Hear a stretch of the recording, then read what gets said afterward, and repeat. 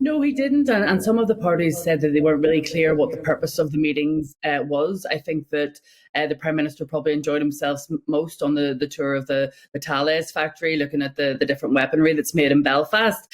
But I think that what you have said in your opening remarks is key, in that it's the plan for the legislation and not actually the legislation. So there's going to be no breakthrough on restoring government, because the DUP is really digging its heels in, and it's not going to budge if there isn't action on the protocol as it sees it, rather than words.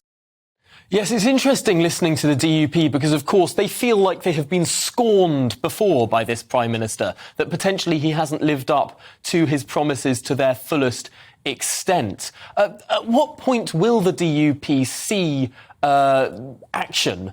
At what point will they think that something has been done enough to come back to that table to re-establish that executive in Northern Ireland? I think that whenever they see, as they view it, Northern Ireland's place in the UK's internal market being restored, which is a big ask, given that, we know that Northern Ireland is part of the United Kingdom, but it does hold a unique position across these islands. And there was always going to be a unique set of circumstances for this part of the UK because of that sort of invisible land border with the Republic of Ireland, with an EU member state. So, I'm not particularly optimistic about the restoration of Stormont happening anytime soon. But it should be pointed out that while the largest party of unionists in the DUP doesn't want to return to Stormont immediately, and then it's using the leverage it has there to try to force the government to take action, the smaller Ulster Unionist Party has indicated that it will be happy with a parallel process where devolved government is delivered to deal with all those day-to-day issues that are exercised in the public, while the EU and the UK resolve the protocol issues. And you're right in what you say about there being widespread opposition to the protocol from unionist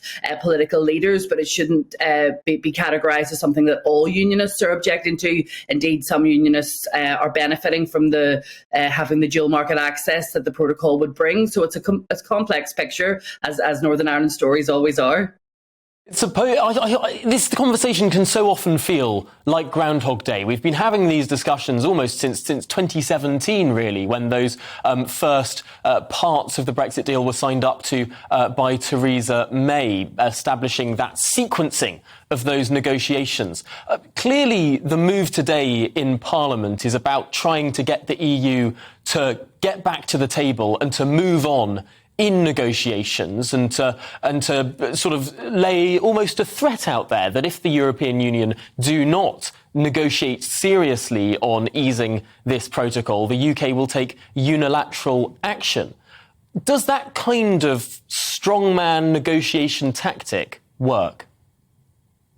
Not necessarily. We know that some of the proposals that are on the table, perhaps the introduction of green lanes or red lanes for goods that are moving from Britain to Northern Ireland and staying within Northern Ireland, have been on the table for quite a while. It's how you get that to work practically is where the issues need to be ironed out. But I think what the EU Commission, the Irish government spokespeople have said throughout this is that it's a negotiated position that would be the favoured outcome, that the EU couldn't ignore the UK taking unilateral action. It couldn't ignore a breach of international law. And I suppose the UK has to consider what it would mean for the United Kingdom's reputation internationally if it does take unilateral action, and also what it might mean for a UK-US trade deal, given that politicians across the political spectrum in the US are very keen to protect the Good Friday Agreement and don't want to anything that would damage it in any way. So it's a difficult position for the UK government to be in, but certainly